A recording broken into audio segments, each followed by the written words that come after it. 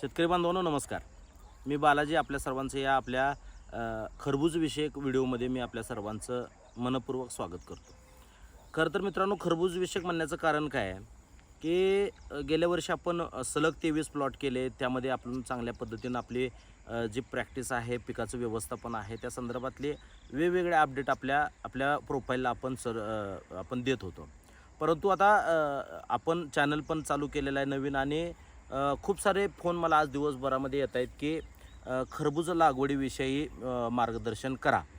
तर थोडंसं मित्रांनो या संदर्भातला हा व्हिडिओ आहे, जो तुम्ही खरंच काळजीपूर्वक ह्या सगळ्या गोष्टी आपण ह्याच्यावर विचार करूनच आपल्या शेतामध्ये खरबूज लागवड करायला पाहिजे, म्हणून मी आवर्जून हा व्हिडिओ बनवत आहे.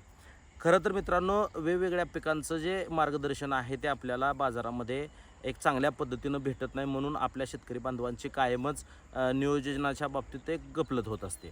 परंतु आपण खरबूज पिकाचं जर बघितलं तर खरबूज हे खूपच सेन्सिटिव्ह असणारं पीक आहे. त्याच्यामध्ये खूप साऱ्या गोष्टींची काळजी घेणं आपण गरजेचं असतं.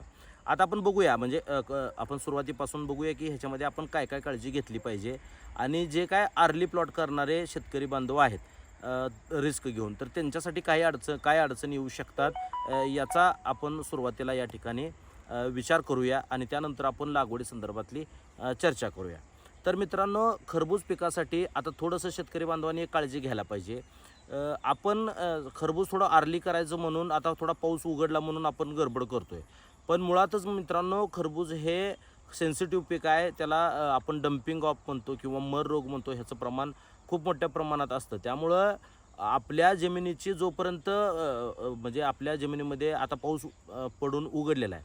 पावसाचं प्रमाण जाताना बऱ्याच भागामध्ये पाऊस कमी जास्त प्रमाणात पडला आहे. पण काय होतं आहे, ओलसर रानामध्ये मेहनती केल्यानंतर त्या रानातल्या ज्या बुरशी आहेत त्या प्रॉपरली मरत नाहीत आणि मग आपण काय करतो, थोडंसं आपल्याला गडबड असते, रोपांची ऑर्डर वगैरे दिलेली असते, लवकर रान तयार करायचं म्हणून आपण आंबट ओल्या रानामध्ये या मेहनती करून घेतो आणि मग तसंच त्या पद्धतीनं मल्चिंग वगैरे करून आपण त्याच्यावर लागवड करतो. पुढं जाऊन काय होतं, खूप लवकर याच्यामध्ये बुरशीचा प्रादुर्भाव दिसायला चालू होतो आणि मग या पिकाला एकतर थंडीचा गारठा असतो पुढं जाऊन, त्याच्यामध्ये एकतर ट्रेसवर वेलं जातात, फळामध्ये कडकपणा येतो आणि मग खाली जे आपण ज्या बुरशीवर आपण नियंत्रण मिळवायला पाहिजे ते मिळत नसल्यामुळं फळं क्रॅकिंग जाणं असेल किंवा डम्पिंग होणं असेल, ह्याचे प्रॉब्लेम खूप सारे येतात आणि त्याच्यात खूप सारे शेतकरी अपयशी होतात किंवा फेल जातात. त्यामुळं आपण एक लक्षात घेतलं पाहिजे की जे आपल्या पिकाची जी मेहनत आहे ती चांगली कोरडी मेहनत, म्हणजे आंबट ओली मेहनत करायची नाही. आपल्याला प्रत्येक मेहनत करत असताना जर आपण नांगरट केली असेल तर त्यानंतर 8 दिवसानंतर आपण त्याच्यामध्ये फन घातला पाहिजे आणि नंतर मग रोटर मारून आपण बीड सोडले पाहिजेत. म्हणजे ह्या प्रत्येक मेहनतीमध्ये 4-4, 5-5 दिवसाचं अंतर आपल्याला ठेवणं गरजेचं आहे. एकदा रानाची उकल झाली, त्याचा श्वास बाहेर पडला, कोरडेपणा निर्माण झाला आणि पूर्ण कोरडी माती ज्यावेळेस तयार होती त्यावेळेस आपण ती माती खालवर करून त्याच्यामधले बुरशीचं प्रमाण कमी करून मगच आपल्याला खरबूज पीक त्या ह्याच्यामध्ये लावायचं आहे. आता ही सगळ्यात महत्त्वाची गोष्ट म्हणजे आंबटोल्या रानामध्ये आपल्याला हे पीक लावायचं नाही, हा एक मुद्दा आहे. दुसरा मुद्दा असा आहे की मार्केटचे सिच्युएशन काय, तर आपण वेगवेगळी सेगमेंट आहेत. म्हणजे खरबूज लावत असताना आपण कोहिनूर खरबूज असेल, बॉबी खरबूज असेल, कुंदन असेल, लायलपूर असेल किंवा चंदन असेल, विजय असेल, अशा अनेक सेगमेंट आपल्याला खरबुजामध्ये पाहायला मिळतात. खरं तर ज्या त्या मार्केटच्या हिशोबानं आपण त्याच्या लागवडी करत असतो. म्हणजे साधारण या लागवडी ज्या आहेत तसं बघायला गेलं तर आपण बॉबी ही तशी सर्व काळ कठीण असणारी व्हरायटी आहे, म्हणजे सेन्सिटिव्ह असणारी व्हरायटी आहे. परंतु दराच्या बाबतीत बघितलं तर बॉबीला दर इतरांपेक्षा चांगले मिळतात. यानंतरची 2 नंबरची व्हरायटी आपल्या सर्वांना माहिती आहे की आपण कुंदन व्हरायटी लावतो, जिला जानेवारीपासून फेब्रुवारी या 2 महिन्यामध्ये खूप चांगलं मार्केट असतं. मार्च 15पर्यंत फार तर आपल्याला बाजार मिळतात, तिथून पुढं त्याचे लोकलचे बाजारभाव हे कमी होत असतात. त्याच्यामुळं हे 2-2.5 महिने डोळ्यासमोर ठेवून त्याची पण लागवड करायला हरकत नाही. सगळ्या पिकामध्ये तसं रोगांना आणि क्रॅकिंगला, म्हणजे जे फळ तडक नाही, त्याच्या बाबतीत कुंदन व्हरायटी ही तशी आपण त्याला प्रतिकार करणारी व्हरायटी असं नक्कीच म्हणू शकतो. त्यामुळं रोगाचे अटॅक असतील किंवा क्रॅकिंग असतील, ह्या व्हरायटीला आपल्याला कमी जाणवतात. तुलनेनं बॉबी जे पीक आहे त्याचा रोगाचा अटॅक होण्याचं प्रमाण असेल किंवा क्रॅकिंगचं प्रमाण असेल, या सगळ्या गोष्टी त्याला जास्त जाणवतात. आता त्याच्यानंतर लॉयलपूर ही कुंदनसारखीच असणारी व्हरायटी आहे, त्यामुळे त्याच्यामध्ये साधर्म्य आपल्याला बघायला मिळतं. पण कुंदनपेक्षासुद्धा लॉयलपूरला खूप चांगलं ॲव्हरेज आपल्याला बघायला मिळतं. 18-20 टनापर्यंतसुद्धा लॉयलपूरचे प्लॉट गेलेले आपण पाहिलेले आहेत. तुलनेनं आपल्याला 15 टनापर्यंत 16 टनापर्यंतचं ॲव्हरेज हे कुंदनमध्ये भेटत असतं आणि थंडीमध्ये फार तर 10-11 टनापर्यंतचं ॲव्हरेज, 12 टनापर्यंतचं ॲव्हरेज हे बॉबी खरबुजामध्ये आपल्याला भेटत असतं. आता ह्या सगळ्या गोष्टीचा विचार केला तर हे जे लागवडी आहेत त्या आपण इथून पुढच्या काळामध्ये त्या लागवडी स्टार्ट करू शकतो.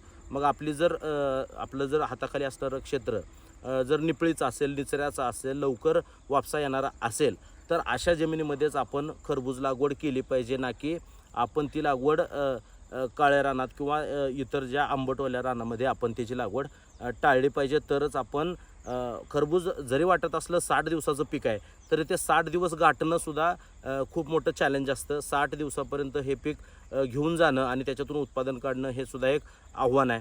कारण आपण खरबूज पिकाचा जर विचार केला तर ह्याच्यामध्ये खूप साऱ्या रोगांचे अटॅक होत असतात. थंडीमध्ये जे पडणारं दव आहे, टेम्परेचरमध्ये होणारे चढ उतार आहेत, ह्याचा पूर्णपणे त्याच्यावर परिणाम होत असतो आणि म्हणून आपण त्याला ते सेन्सिटिव्ह पिकाचं म्हणत असतो.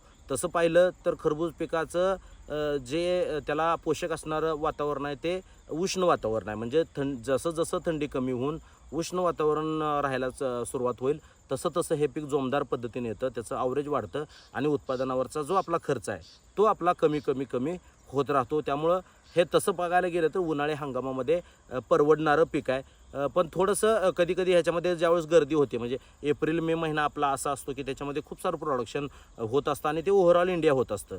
त्याच्यामुळं काय होतं, मग बाहेर जाणारा माल थांबतो आणि मग परिस्थिती अशी निर्माण होती की लोकल मंडीला फार मोठ्या प्रमाणात आवक राहते आणि मग दर पडलेले असतात.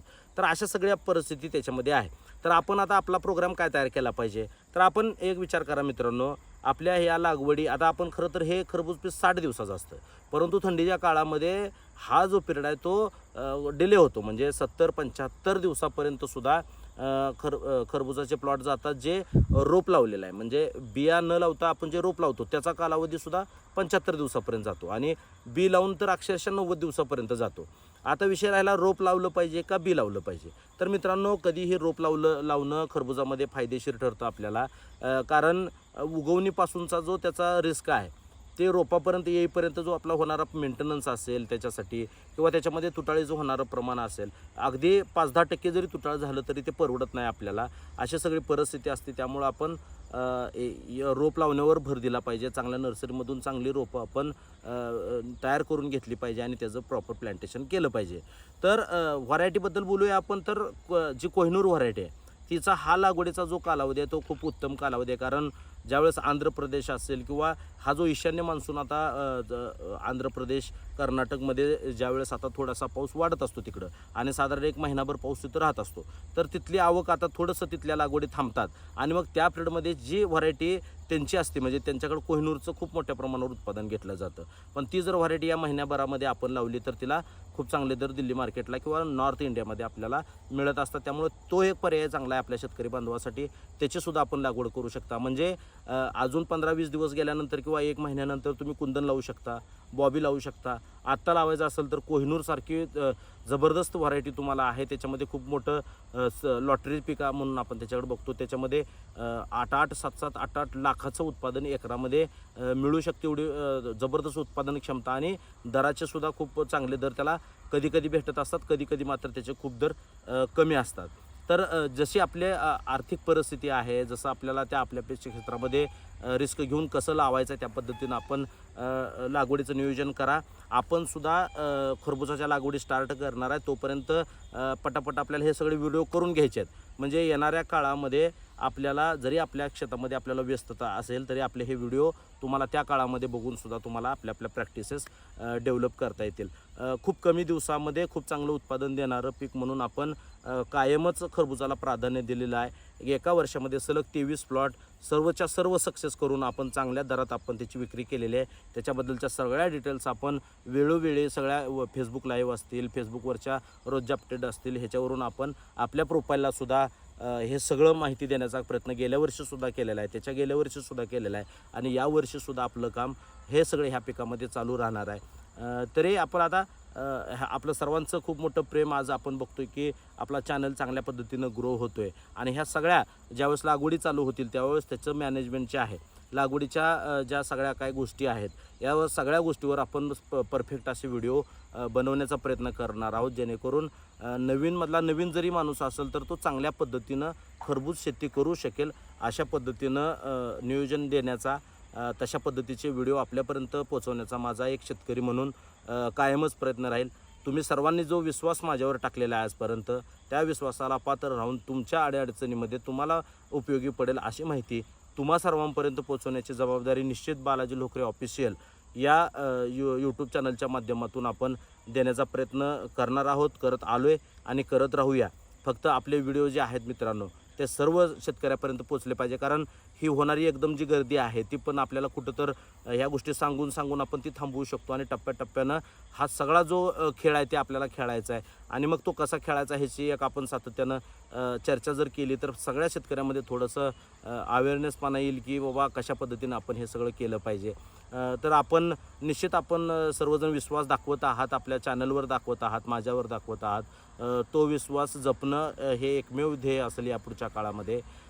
तर या लागवडी संदर्भातलं संपूर्ण अजून काय गोष्टी असतील तर आपण कमेंट्समध्ये मला जरूर सांगा. त्या कमेंटनुसार त्या पिकाच्या बाबतीत सगळे व्हिडिओ आपल्यापर्यंत पोहोचवण्याचा माझा नक्कीच प्रामाणिक प्रयत्न राहील.